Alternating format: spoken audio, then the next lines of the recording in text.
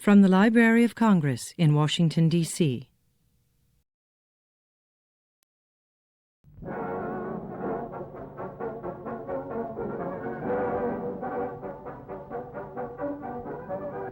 All-American News brings you our people's contribution to America and freedom.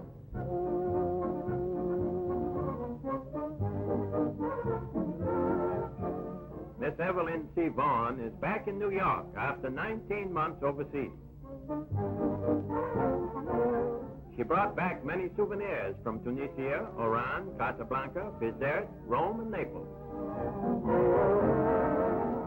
She went over as a staff assistant and was promoted to program director, the first Negro to be promoted. She says her next program for our boys will be in Berlin.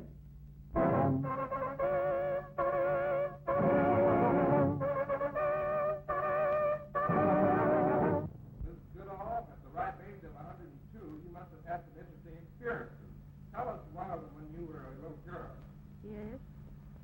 Well, when I was a little girl in slave days, I always had something to do every day. Every day. We didn't have time to play very much at all. Because I myself was in the house for most of the time. In days like this, while we were outdoors, pulling up weeds or picking up feathers where the chickens would all make them through the yard, or every day. And in cloudy days, while we were in the house, we had a big pan of sand, silver sand in an old slipper, scrubbing up the floor in the big dining room where they ate the meal. Mr. Haney, where did you live as a slave? I was slave all my life. Where did you live? I told you where I lived, but in Washington. Where did you live before Washington? I told you.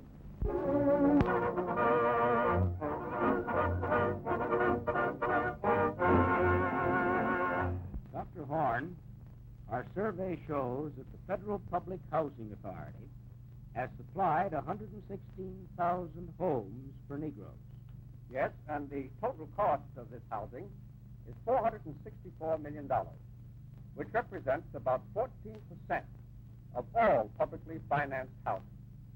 Out of all this, about one-third are temporary structures built for the war emergency, with such materials as were available.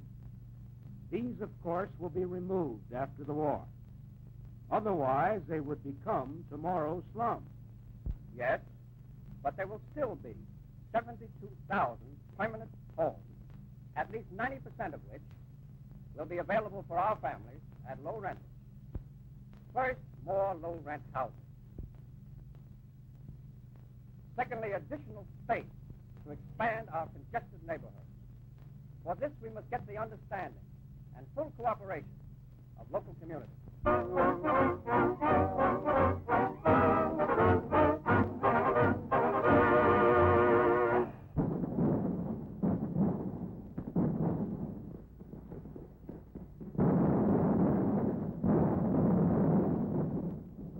Whenever the Signal Corps makes movies of a hot and heavy battle, the 92nd Infantry will be in the thick of it. Here, our boys are manning 105mm howitzers and blasting away at an Italian city in the Arno Valley. The Nazis are entrenched in the foothills, but it won't be long now until this constant barrage will rout them out of their foxholes.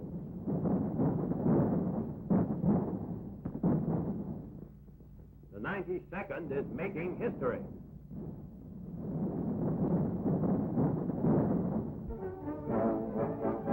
Meanwhile, Negro quartermaster troops move up needed supplies to the firing line.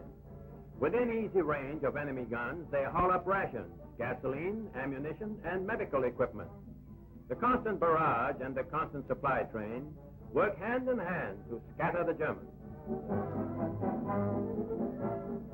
The worst is now over. Lucky guys, they have cigarettes. It was a hard fight, but we won. Yes, the enemy has been decisively defeated, but that's all in the day's work for the 92nd, and the rest period is brief.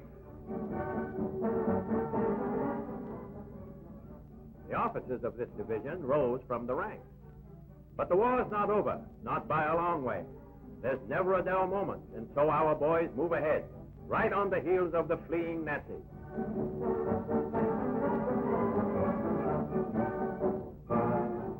The signal corps of the outfit now must establish communication lines, so strings wire with the aid of a guide pole.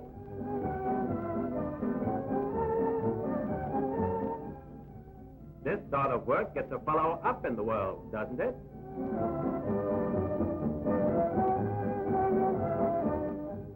This battalion is made up of technicians, electricians, linemen, and communications experts.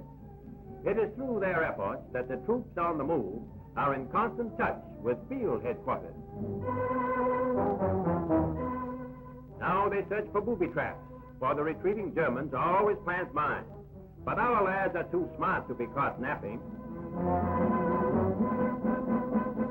Here's one, sudden death, carefully concealed. This has to be handled like a hot pancake, and it looks like one, but looks are certainly deceiving sometimes.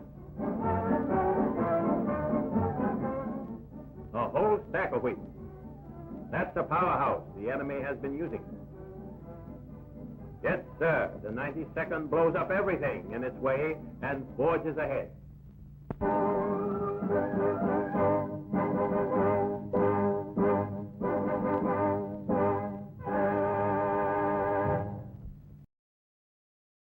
This has been a presentation of the Library of Congress.